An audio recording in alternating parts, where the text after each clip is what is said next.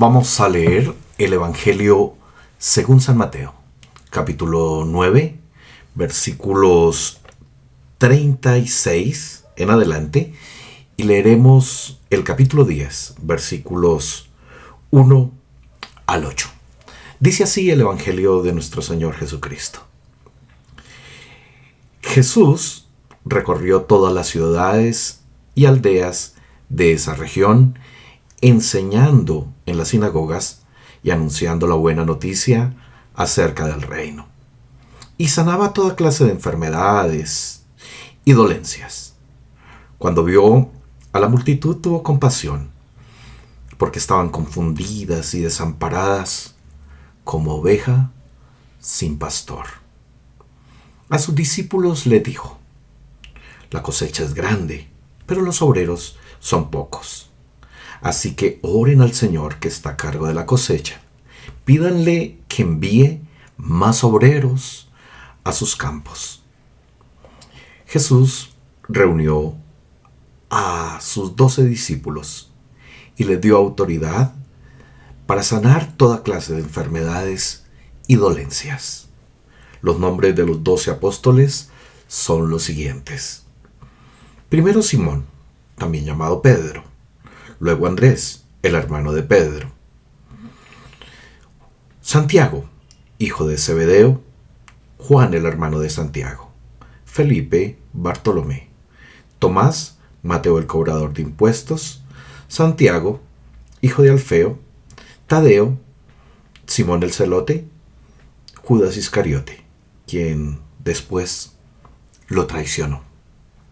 Jesús envió a los 12 apóstoles con las siguientes instrucciones. No vayan a los gentiles, ni a los samaritanos, sino solo al pueblo de Israel, las ovejas perdidas de Dios. Vayan y anúncienles que el reino está cerca. Sanen a los enfermos, resuciten a los muertos, curen a los leprosos y expulsen a los demonios. Den tan gratuitamente como han recibido. Qué bello es el Evangelio de nuestro Señor. Que el Señor bendiga la exposición de su palabra.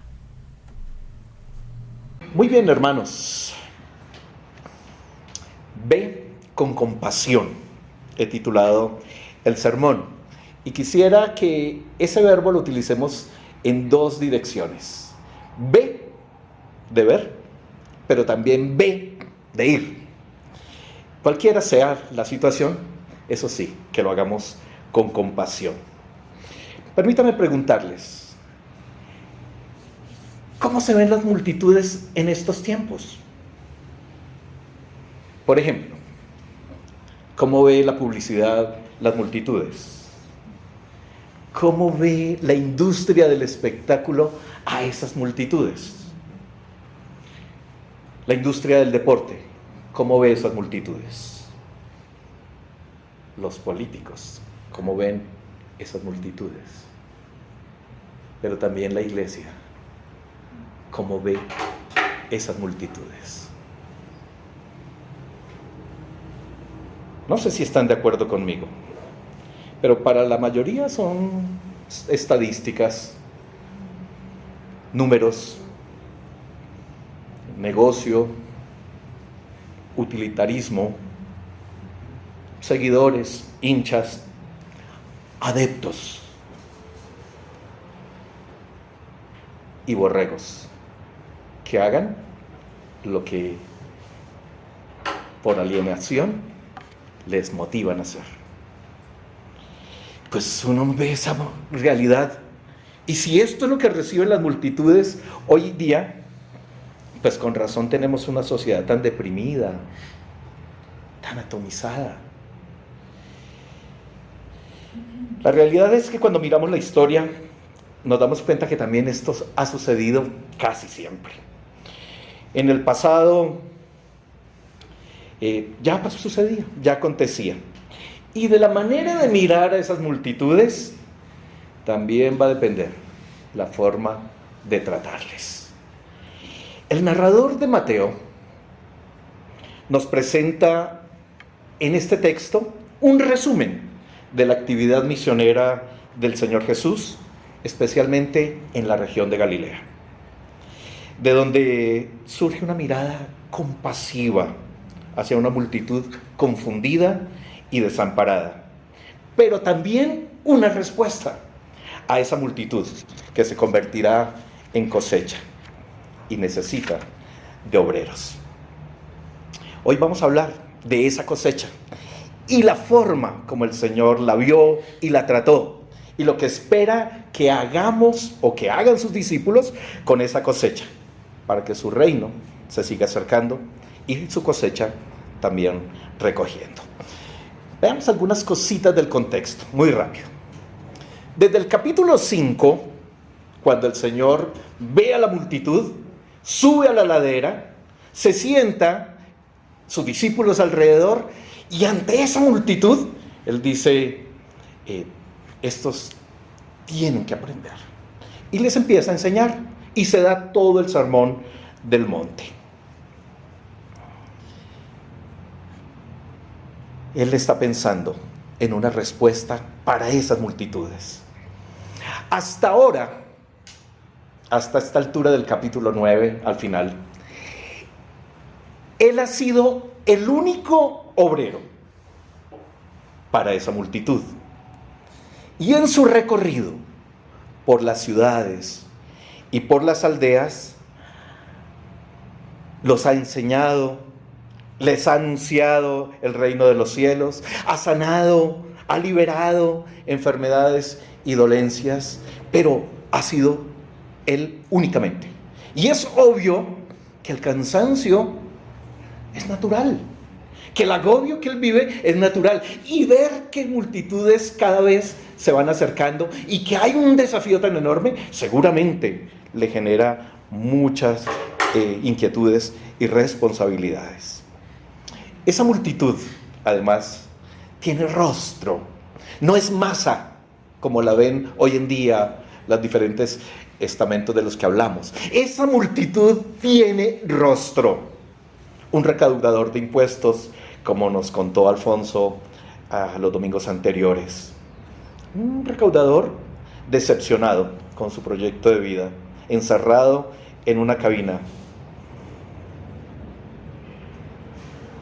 Una mujer ignorada, 12 años enferma, que se tiende a tocar un manto y que la rescatan dentro de toda esa multitud. Una niña que muere cuando apenas empieza a vivir y que es tocada y levantada también por el Señor. Un padre angustiado, quien en medio de la multitud conoce todas esas preocupaciones. Pero también ciegos, endemoniados, todos esos están ahí en medio de esa multitud y no les son indiferentes. Todos ellos, ovejas perdidas de Israel, confundidos y desamparados, abusados y sometidos. Veamos un poquito entonces a Jesús frente a esa cosecha. Quizás lo primero que debemos decir es que los vio, no los ignoró. En algunas ocasiones los confrontó, sí, pero no los invisibilizó, ni los abusó, ni los usó. Los vio. Su mirada es profunda, lee su alma y se conmueve ante la realidad y la necesidad. Esas multitudes estaban confundidas y desamparadas. Y la pregunta que me surge es, ¿y por qué están en esa condición? Por una tradición agobiante, en primer lugar, que les impone una ley imposible de cumplir. Pero más aún, ante un imperio opresor que lleva ya siglos abusando, más que los anteriores. Nada de raro tiene que se sientan olvidados hasta de Dios. Este maestro itinerante les acerca el reino, les dice que Dios está presente, que los ama, que no les ha olvidado, que les recibe, perdona y está cumpliendo sus promesas en ellos. Los sana, los libera de los espíritus opresores y le perdona sus pecados. Razón por la cual las ovejas o las multitudes, ante la esperanza que reciben, se van acercando cada vez más. Su mirada es profunda, pero también real.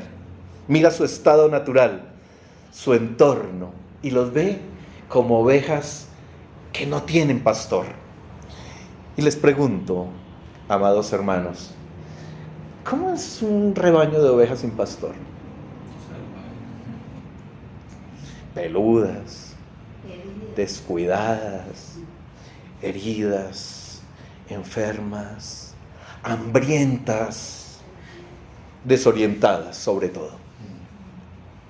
Y muchas de ellas paralizadas. Ante no tener una señal, se paralizan, se quedan. Y algunos pastores dicen que pueden quedarse horas enteras en un solo sitio paralizadas al no tener esa guía. Así las ve. Esa es la multitud que el Señor está viendo. Su retina se queda frente a esa realidad. Esa es la multitud.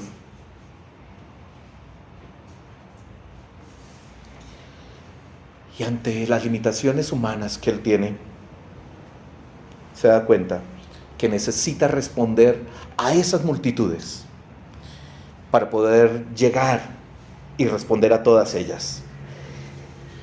Y de repente cambia su mirada. Y esa multitud se proyecta en cosecha. Es una gran cosecha. No es pequeña, es grande. Una cosecha que suplirá la necesidad de un pueblo con hambre de Dios. Una gran cosecha que tendrá que ser trillada para dar vida y suplir la necesidad del corazón humano. Ante la realidad, es necesario recurrir a sus discípulos, a quienes les deja claro que esa cosecha no es de ellos, que esa cosecha tiene dueño,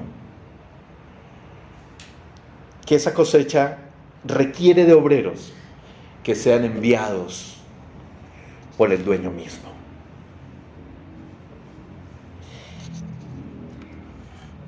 Y además, dice que esta situación se da en una experiencia de oración, de comunión. No es vamos a la guachapanda, sino oren, oren.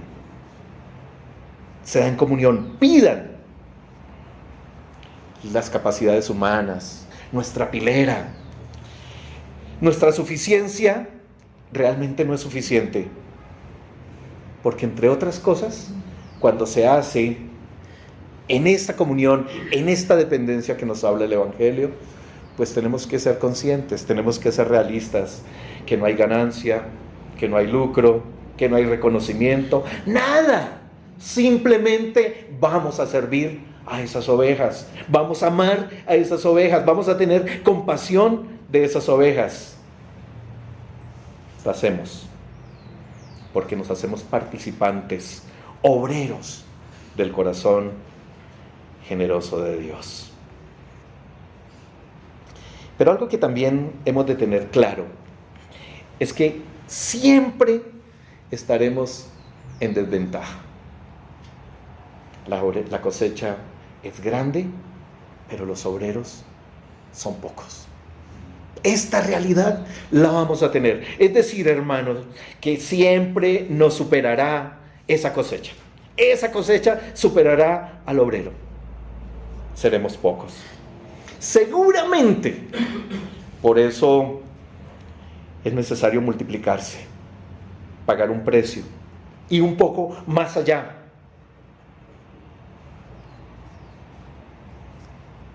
La locura sería meternos en este cuento sin la comunión con el Señor y sin que Él nos haya enviado. Me parece que muchas personas hoy en día, enfermos, deprimidos, frustrados, en alguna condición, seguramente es porque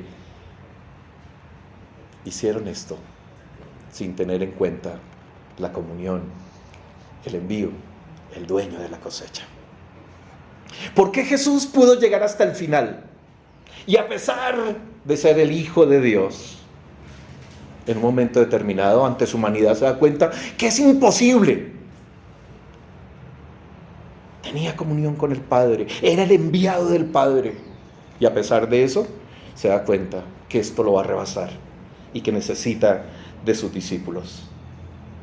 Por eso, seguramente llega hasta el final. Jesús tenía una mirada muy especial para las multitudes. Las veía con compasión, con propósito y futuro. Yo creo que hoy nos pide lo mismo para las multitudes que se encuentran en esta misma condición. Ve, pero ve con compasión.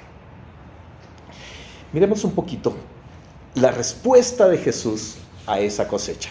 La respuesta es natural, obreros. Lo que se necesitan son obreros. Para comenzar, reúne a sus discípulos, es decir, gente que cree en su discurso, en su propuesta de reino, y los empodera con lo mismo que Él posee y con las herramientas que Él funciona. ¡Qué interesante! Todo lo que Él tiene se lo entrega, los empodera para que hagan la tarea como Él la hace.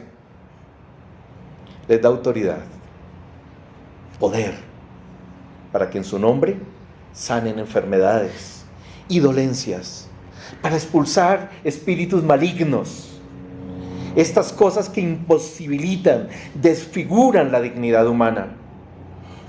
Los discípulos tienen que apuntar a la esencia, es decir, a devolverle la dignidad al ser humano, su valor, su imagen y semejanza de Dios.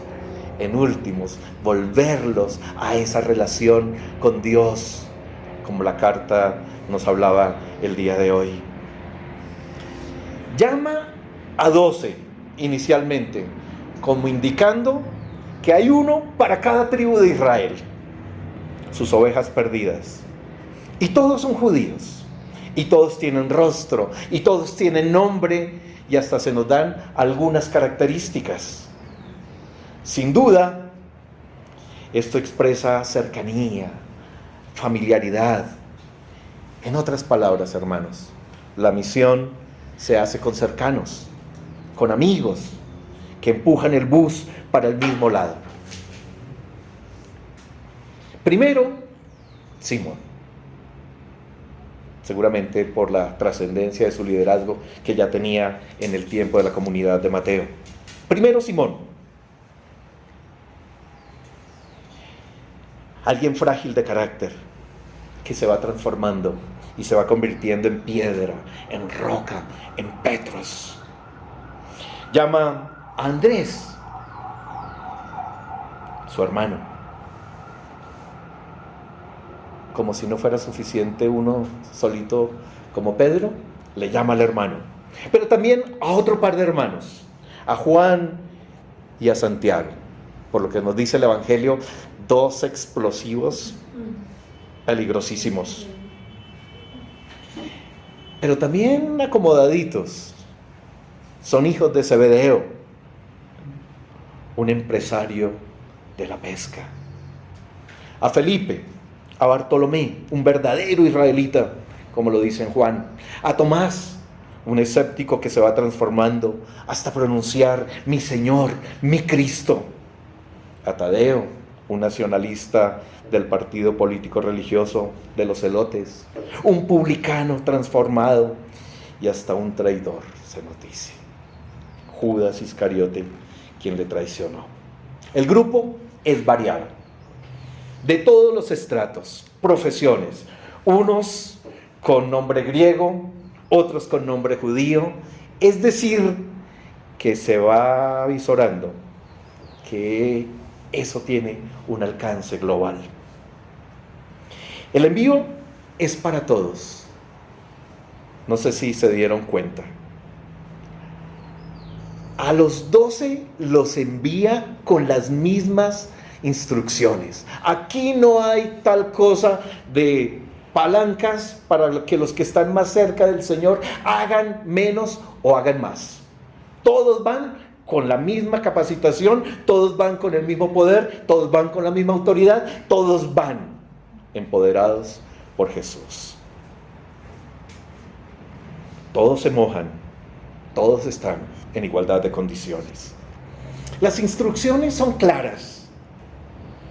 Solo deben ir al pueblo de Israel. Y uno diría, uy, qué vaina tan xenofóbica, tan exclusivista. Pero es que en el contexto del Señor es la punta de lanza para luego alcanzar el mundo entero, como lo compartió José en la Gran Comisión. El anuncio que tienen es que Dios se ha acercado, que su justicia ha llegado, que el reino se encuentra cerca. Es más, que ya ha llegado y está sanando, y está liberando, y está perdonando a su pueblo. Deben hacer lo mismo que Jesús hacía. Y eso implica cercanía, toque, libertad y esperanza. ¿Cómo me voy a acercar a un leproso? Pues ese es el reino. Jesús se lo mostró y allá tienen que ir. ¿Cómo voy a resucitar si ni siquiera me puedo acercar a un cadáver? Pues se tiene que acercar, lo tiene que tocar y lo tiene que resucitar. Todo es diferente en este reino de los cielos, en este nuevo proyecto de gracia y de cercanía de Dios. Toque, libertad, esperanza. Pero más aún, la indicación es contundente. Den tan gratuitamente como han recibido. Esto no es para lucrarse, ni para usarlo de trampolín. Este encargo es para servir, para acercar a Dios a su pueblo, para restablecer la esperanza y la dignidad humana. Eso es lo que tienen que hacer, eso es lo que tienen que ir a hacer. Esa es la tarea. Somos enviados, evidentemente, con el poder y la autoridad de Jesús para recoger su cosecha. Tenemos instrucciones claras, anuncio claro, pero también, si lo vamos a hacer, lo debemos hacer con compasión. Algunas resonancias. Ve a los de casa, luego a los de las naciones. Creo que Mateo, su comunidad, me da la impresión por todo lo que pude averiguar, hermanos, que esa comunidad que se encontraba en Galilea probablemente era una comunidad que estaba en desamparo total. Recuerden que era tiempo de persecución. El templo ya había sido destruido por Roma. La mayoría de los judíos de Galilea estaban saliendo y los que se quedaban se encontraban confundidos porque también tenían la persecución no solo de Roma, sino de los líderes religiosos judíos. Lo más probable es que se estén preguntando si ese Mesías, si ese Jesús compasivo que había acercado el reino de los cielos, realmente era la respuesta que ellos estaban esperando. Si todo ese sufrimiento que estaban viviendo valía la pena. Creo que la motivación del narrador de Mateo, al motivar que vayan a las ovejas perdidas de Israel, es un buen intento por proteger el testimonio, el evangelio que se predicaba allí en Galilea. Observando esto, me doy cuenta, no sé ustedes qué piensan, hermanos, pero me parece que hoy más que nunca tenemos multitudes en las iglesias, pero todas ellas, en su gran mayoría,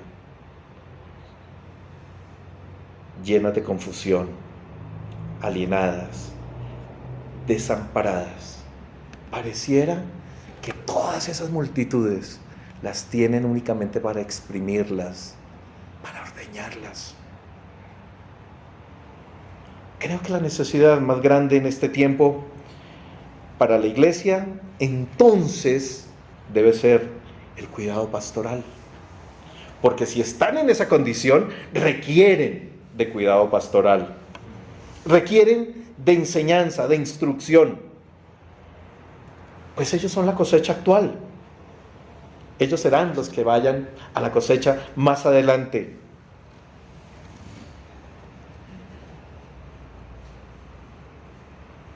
Y como propuesta,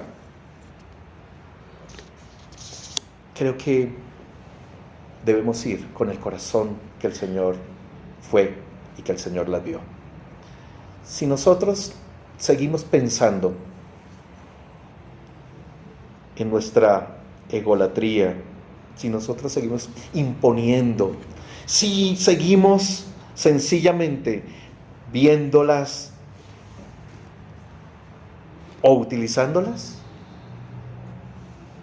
me parece que cada vez mucho más el testimonio desaparecerá y el evangelio continuará, como se nos dice en estas épocas, entrando en esta nueva experiencia de post-cristianismo. Pero si la iglesia, pero si nosotros, pero si los que amamos, si los que vamos, como el Señor nos ha dicho, lo hacemos con compasión, seguramente ese evangelio continuará haciendo su obra dentro de la comunidad, seguirá llegando a esas multitudes en estas condiciones y seguiremos levantando obreros sanos que irán a una cosecha para continuar acercando el reino de los cielos. El discipulado, el cuidado, entonces, son herramientas vitales para esta cosecha actual, y la compasión es la forma como debemos hacerlo. El Evangelio de Mateo, como se nos predicó, termina con un mandato: vayan a todas las naciones. Pero creo que tenemos que primero ir a la iglesia, sanar a los que están en la iglesia, hacer la obra en los que están, porque en la medida de que esas ovejas sean sanadas, entonces la cosecha se beneficiará de personas sanas que van a recogerla. De lo contrario, solamente tendremos utilitarismo y nada más. Otras multitudes. Creo que también en obediencia al Evangelio debemos por lo menos percibirlo. Hay otras multitudes, perseguidos políticos, que tienen que salir, abandonar a los suyos, o salir con ellos a morir tratando de atravesar una frontera, o muriendo en el mar, como sucede en el Mediterráneo. Multitudes enormes, confundidas tras un gurú o una ilusión, algo que les dé un rayito de esperanza, continúan tras esos pasos. Multitudes anhelantes, de espera de justicia, desamparados, deambulando o muriendo. Cada vez más multitudes desamparadas con hambre, enfermos, en gran parte del mundo. Creo que ellos están en el corazón compasivo de Jesús. Y nosotros los obreros que somos enviados a ellos, somos los responsables de esa cosecha. Ve, pero ve con compasión, porque así lo hacía el Señor. Concluyamos. Dios nos miró con compasión, con ternura. porque Él ve con el corazón. Y responde a las multitudes enviándonos con el poder y la autoridad del mismo Jesús. Las multitudes están ahí, dentro y fuera de la iglesia, confundidas y desamparadas. Y Jesús nos dice hoy, ve, pero ve con compasión. Primero a los de dentro, a los de la iglesia, pero también a las multitudes de afuera. Somos sus obreros y la cosecha está ahí, esperándonos. La oración ahora se transforma. No es envía obreros a tu mies, a tu cosecha. Es envíame a mí, a tu cosecha. Nunca lo olvidemos. Yo iré. ¿Y usted?